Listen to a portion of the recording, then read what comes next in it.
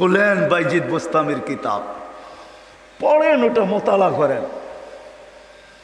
ওটা রাত্র পার হয়ে যাবে যেদিন বাইজিদ বোস্তামি 5 লক্ষ খ্রিস্টান পাদ্রী যার হাতে মুসলমান হয়েছিল, 5 লক্ষ এক বৈঠকে।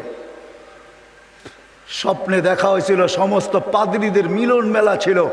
স্বপ্নে আল্লাহ দেখাইছিলেন যে বাইজিদ আজকে এদের পোশাক পরা ভিতরে ঢুকা যা, আমি কিছু করতে চাইতেছি। একবার, দুইবার, তিনবার স্বপ্নে দেখছেন। তারপরে ভাবছেন যে ওই পোশাক পরবো তো পরবো কি করা। তা আল্লাহ বলছে বাইজিদ পরানে হেফাজত করবো তো আমিই করব। যা পড়। ওদের পোশাক পরা ভিতরে ঢুকা গেছে। সবচেয়ে বড় পাদ্রী যখন স্টেজে বসছে তো তার চৌকি, তার চেয়ার হেলতে শুরু করছে, মুখ বন্ধ হয়ে গেছে। তো বাইজিদের সমস্ত পাদ্রীরা বলছে আপনি আমাদের পোপ, আপনি আমাদের বড়, আপনার থেকে আমরা জ্ঞান পাই, আমাদের ভিতর আলোকিত হয়, আপনি মুখ দিয়া কথা খোলেন না কেন, বলেন না কেন? তো পাদ্রী বলতেছে বলবো তো বলবো কি করে, এখানে একজন মোহাম্মদী আছে।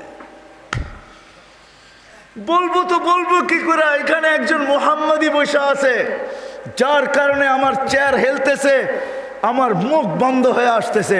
সমস্ত পাদ্রীরা বলছে দেখা দেন, গর্দান উড়াইয়া দিব এক্ষণ। বলছে না, জুরুম আসছে বিদায় এটা কোনো দোষণীয় না, এই জন্য গর্দান উড়াইয়া দিবে এটা হয় না। আমি একে পরীক্ষা করব, যদি এ পাশ করে তাহলে ছেড়া দিব, আর যদি পাশ না করে তাহলে আর গর্দান উড়াইয়া দিব। 62টা প্রশ্ন করছিলেন, 62টা। কয়টা? কয়টা? কয়টা? 62টা বলার সময় আমার কাছে নাই, একটা বুঝলাম 62টার ভিতরে। বলছিল কুকুর ঘেউঘের ভিতরে কি বলে। 62টা যখন পুরা বলা দিছেন তো জিজ্ঞাসা করছে আমি সত্য বলছি? তো পাদ্রী বলতেছিল সাদাক্তা, তুই সত্য বলছ। বলে তুমি 62টি প্রশ্ন করছো, আমি একটার জবাব, প্রত্যেকটার জবাব দিছি, আমি তোমাকে একটা প্রশ্ন করব, জবাব দিবে? বলে পড়ো, করো প্রশ্ন। বলে আকাশ আর জান্নাতের চাবি কি? আকাশ আর জান্নাতের চাবি কি? বড় পাদ্রী চুপ হয়ে বসে গেছে। 5 লক্ষ পাদ্রী ধরছে যে 62টার জবাব দিছে, আপনি একটার জবাব দিবেন না, তো দিবেন না কেন? বলছে আমি জবাব জানি, দিলে তোমরা আমাকে মানবে না, মানবে এটা আগে বলো। বলছে অবশ্যই আপনি আমাদের বড় পোপ, যা বলবেন আজকে তাই মানবো। বলে জান্নাত আর আকাশের চাবি হইল লা ইলাহা ইল্লাল্লাহ মুহাম্মাদুর রাসূলুল্লাহ। 5 লক্ষ একবারে মুসলমান হয়েছে ওই বাইজিদ বোস্তামি রহমতুল্লাহ আলাইহির হাতে।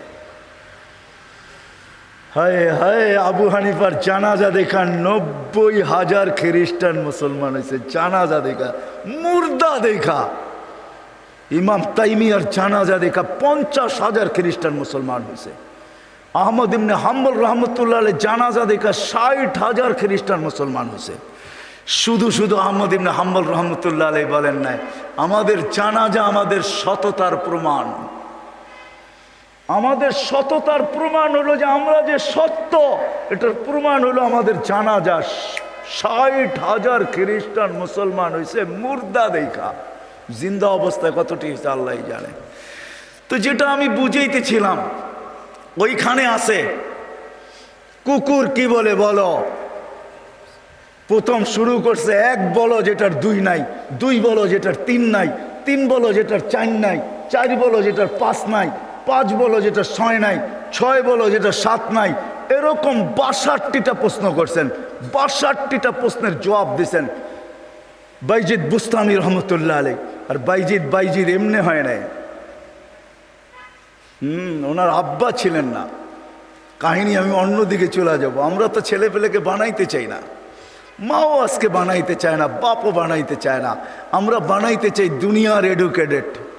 রাগ হয় না, পায়ে হাত পড়ি। আপনি সাধারণ শিক্ষায় শিক্ষিত করতে চান, ঠিক না? জেনারেল শিক্ষার মানে কি? ডিকশনারিতে কি লেখা আছে জেনারেলের অর্থ বলো? যারা কলেজে পড়ছেন, স্কুলে পড়ছেন, বলেন জেনারেলের অর্থ কি? সাধারণ। সাধারণ কোনোদিন গৌরবের বিষয় হয় না। সাহাবাদের কাছে অসাধারণ ছিল, এই জন্যই তো ম্যাককে অনুগত্য করতে পারতেন। এই জন্যই সমুদ্রের উপর দিয়ে ঘোড়া দৌড়াইতে পারতেন।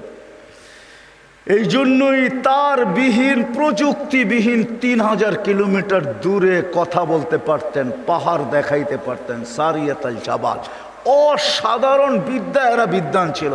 আমরা তো সাধারণ বিদ্যায় বিদ্বান হই, গৌরবের আর শেষ থাকে না। আমরা এডুকেটেড, আমরা জেনারেল শিক্ষায় শিক্ষিত। রাগ হয়ে যাবেন? একটা উদাহরণ দিই। আমাদের অবস্থা এরকম, এক ব্যক্তি জাপান থেকে গাড়ি কিনে আনছে, তো গাড়ির 3 দিকে জাপানি ভাষায় বড় বড় অক্ষরে লেখা। তো সে মনে করছে অনেক কিছু ভালো কথা লেখা হবে, বিদায় এটা কেনার পরে আর মোছে নাই, না মুছেই চালাইতেছে, লেখাটা আর মোছে নাই। একটা ক্রেডিটও তো আছে, ঠিক না?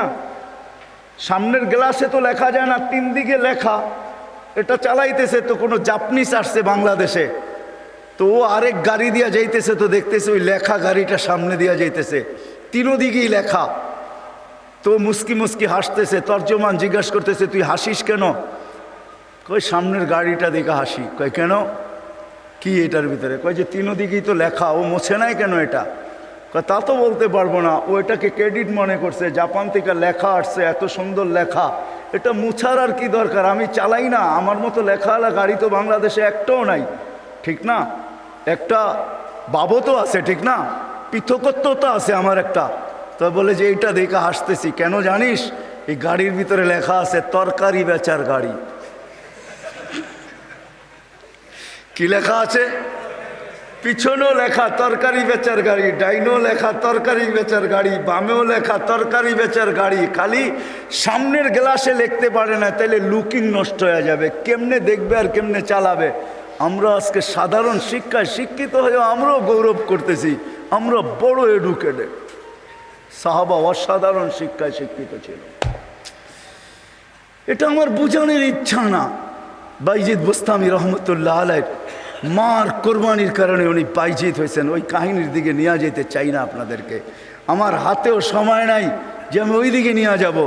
উনি ছোট বয়সে বাপ মারা গেছে, মা পরের বাড়িতে কাজ করতেন। 2 দিন পরে ভাবছেন, আমি যদি এইভাবে ছেলেটাকে কোথাও না দিতে পারি তাইলে আমার ছেলেটা হারায়া যাবে। আমি তো মা পরের বাড়িতে কাজ করি। খুঁজতে খুঁজতে এক আল্লাহওয়ালার সন্ধান পাইছেন।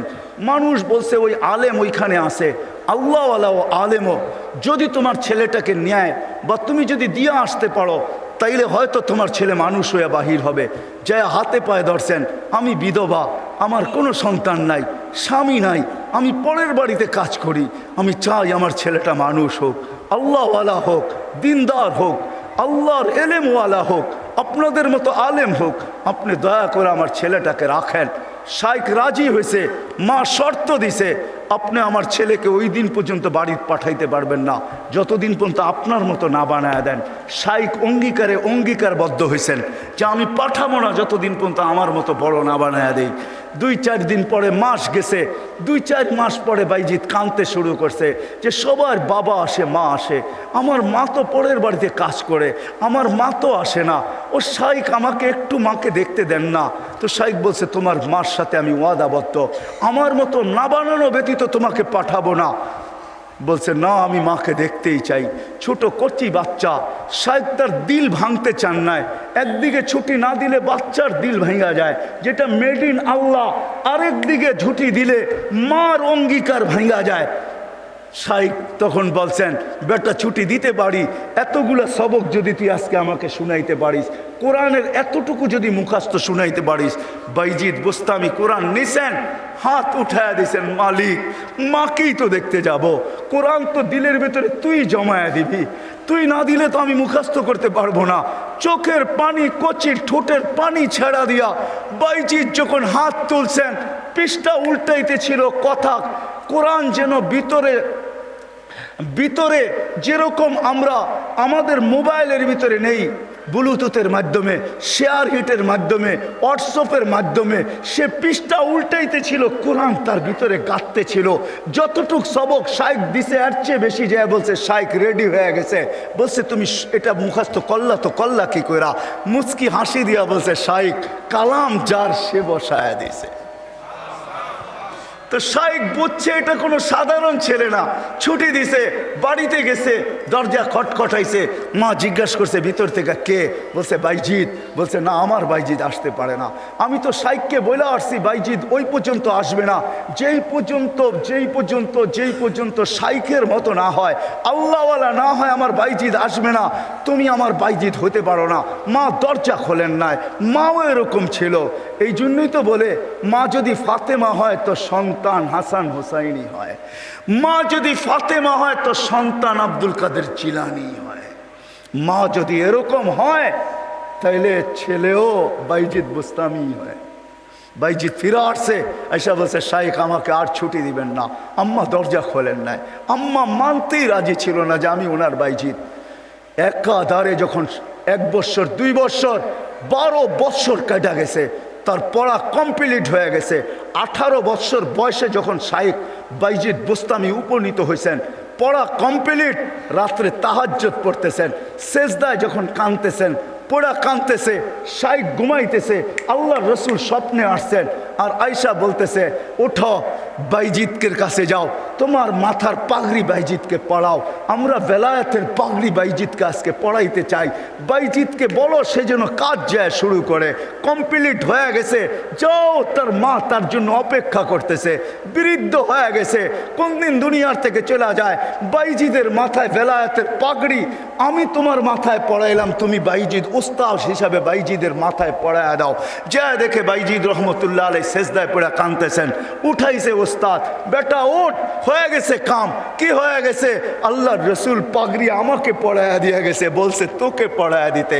বেলায়েতের দরজায় আল্লাহ তোকে পৌঁছায় দিছে, হুকুম আসছে যা মার পায়ে যা, আর কালকের থেকে কাজ শুরু কর। ওই দিন যা যখন দরজা খটখটাইছে, মা খুইলা জড়ায়া ধরছেন। আর খুইলা জড়ায়া ধরেন নাই, শুধু পানির গ্লাসের কথা আমরা শুনি, এটা তো কোনোদিন বাস্তবটা শুনি না। মা বুকে জড়ায়া ধরে নিয়া মাও দেখা ফেলছেন, মাও শোনা ফেলছেন। আল্লাহ রসুল মাকেও শোনায়া দিছে। মা বুকে জড়ায়া ধরে বলছে আল্লাহ যেটুক পৌঁছাইছ বাকিটুক আমার দোয়ার দ্বারা পৌঁছায় দেয়। ওই দিন থেকে বাইজিদ অলিকুল শিরোমণি হয়ে গেছে। মা হাত তুলছেন। তো বাইজিদ বুস্তামি রহমতুল্লাহ আলাইহি জীবনীর থেকে আমি বাহির হয়ে গেছি। ওনার জীবনী পড়া দেখেন, কুকুর পর্যন্ত আমাদেরকে সতর্ক করে চলে যেতে হবে, থাকা যাবে না, কেউ থাকবে না। হায় হায়, আমরা যাত্রী, যাত্রা আমাদের চলবান। আজকে আসি কালকে থাকবো না, কিন্তু নিজেকে প্রস্তুত করে নিয়ে যেতে হবে, গুছায় নিয়ে যেতে হবে, বানায় নিয়ে যেতে হবে। যুবক তুমিও তোমাকে বানায় নিয়ে যাও।